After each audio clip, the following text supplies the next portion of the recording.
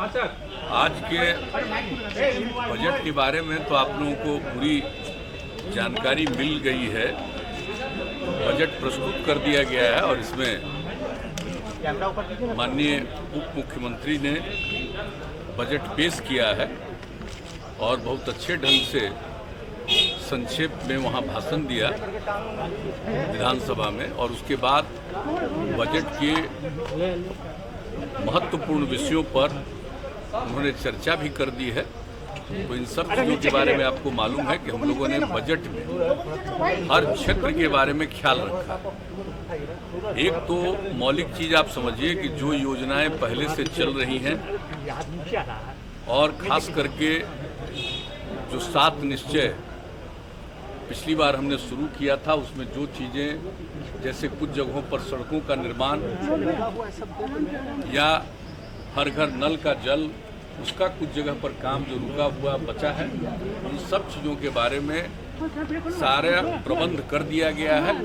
और ये इस बार का बजट में इस बात का उल्लेख किया गया है कि ये पूरी कोशिश होगी कि 1 साल के अंदर जितनी भी चीज़ें है पहले से चल रही हैं उस काम को पूरा कर दिया जाएगा। और इसके अलावा जो जल जीवन हरियाली अभियान के अंतर्गत जो काम हो रहा है उसको आगे निरंतर रूप से बढ़ाया जाएगा।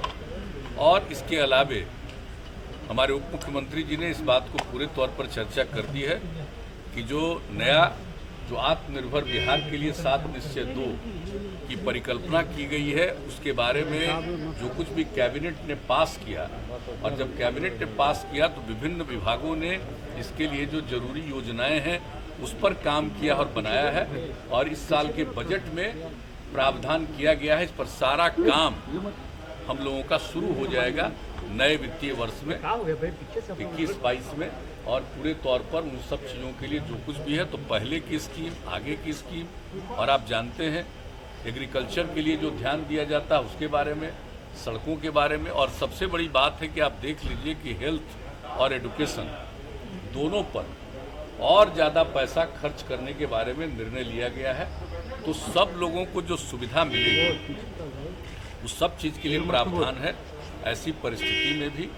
जबकि आप जानते हैं कि इस बार जो पिछले 11-12 महीने से जो कोरोना का दौर चला है तो उसका तो एक प्रभाव पड़ा ही है, लेकिन इन सब चीज़ों के बावजूद हम लोगों का मन है कि हम लोग निश्चित रूप से आगे बढ़ाएंगे। और कोरोना के दौर में भी जो लोगों को राहत पहुंचाने के लिए केंद्र का सहयोग तो मिला ही है, लेकिन राज्य सरकार ने भी जितने बड़े पैमाने पर राशि का व्यय किया है, 10,000 करोड़ रुपया से ज़्यादा इस क्षेत्र में काम किया। तो ये सब काम तो किए ही हम, लेकिन इसके आगे अगले साल के लिए और अच्छे ढंग से बिहार की प्रगति हो, इसके लिए हम लोग प्रयास कर रहे हैं। और बजट में एक एक चीज़ का प्रावधान किया गया है और हमारे मुख्यमंत्री जी ने तो पूरे तौर पर आपको बता दिया है और हाउस में भी बताया है, संक्षेप में ही एक एक चीज़ के बारे में उन्होंने चर्चा कर दी है।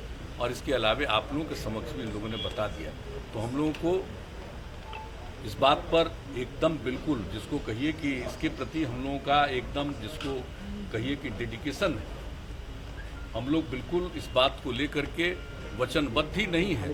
हम उस पर अनुपालन करना चाहते हैं, उसको क्रियान्वित करना चाहते हैं। उसके लिए बजट में बहुत सारे प्रावधान किए गए हैं ऐसी परिस्थिति में, जबकि आप जान रहे हैं कि आर्थिक स्थिति पर पूरे दुनिया में, पूरे देश में सब पर असर पड़ा है। तो हम लोग उसके अलावे भी सब काम को आगे बढ़ाना चाहते हैं और करना चाहते हैं। सबका सहयोग मिलेगा, सब लोग मिल करके बिहार को आगे बढ़ाने में अपना सृजन की बात भी कही गई है आने वाले 5 सालों में 20 लाख रोजगार सृजन की। हाँ, वो भी कहा है।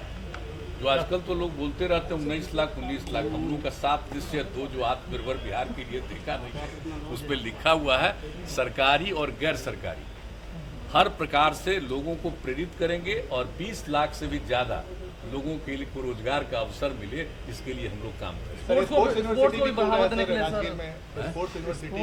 देखिए वो तो बात नहीं समझते हैं, तो तीनों न बनेगा साहब। आपको मेडिकल यूनिवर्सिटी बनेगा, और जो हमारे जितने इंस्टीट्यूशंस हैं आपको इंजीनियरिंग, तो इंजीनियरिंग यूनिवर्सिटी भी बनेगा और उसके अलावा खेल के लिए भी एक विश्वविद्यालय बनाने की बात है।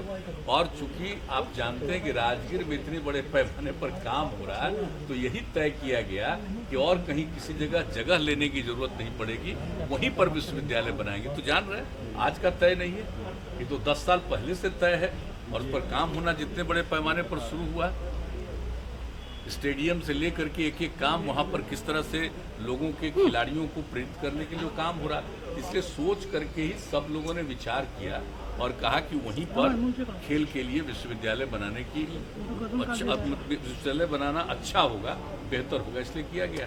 और बाकी हम लोग इंजीनियरिंग के लिए भी और मेडिकल के लिए भी यूनिवर्सिटी बनाएंगे, हम लोगों ने तय कर लिया।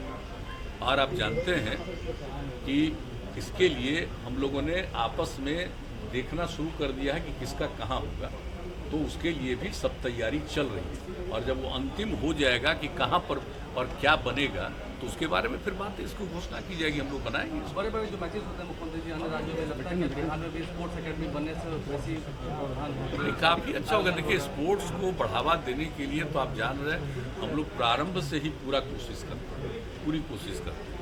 उसके आगे लोगों को भी बढ़ावा देने के लिए हम लोग चाहते ही हैं कि नई पीढ़ी के लोगों को स्पोर्ट्स के प्रति, खेलकूद के प्रति भी आकर्षण होना चाहिए। सबको पढ़ना चाहिए, लेकिन सिर्फ पढ़ना ही काम नहीं है, उसके अलावा खेलकूद के प्रति भी आकर्षण पैदा होता है, तो उसका स्वभाव ही नहीं बेहतर बनेगा, बल्कि उसका भविष्य भी और बेहतर बनेगा। तो पढ़ाई के साथ साथ इन सब चीज़ों के लिए कार्य। पर सर केस किया जा रहा है, सोशल मीडिया पर राष्ट्रपति लीक की फोटो डाली है। आवाज़ नहीं आ रही, क्या कह रहे हैं इसमें? मैं कह रहा हूँ कि पत्रकारों पर केस किया जा रहा है सर, बिहार बोर्ड के पेपर मामले को लेकर। पत्रकारों को ही केस किया जा रहा है, पत्रकारों पर क्या सोशल मीडिया पर सर? नहीं, ये हम नहीं जानते हैं, लेकिन जब ये बात आई है तो हमने जरूर हमारे कार्यालय से ही ये पूछा गया है और उन लोगों को बताया गया है कि जो भी स्थिति है इसके बारे में बताइए।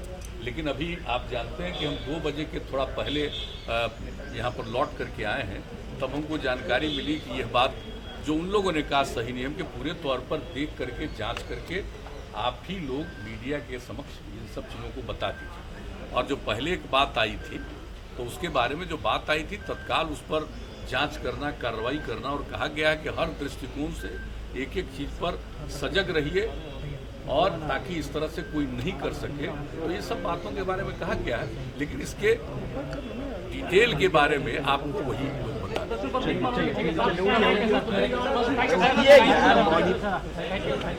अरे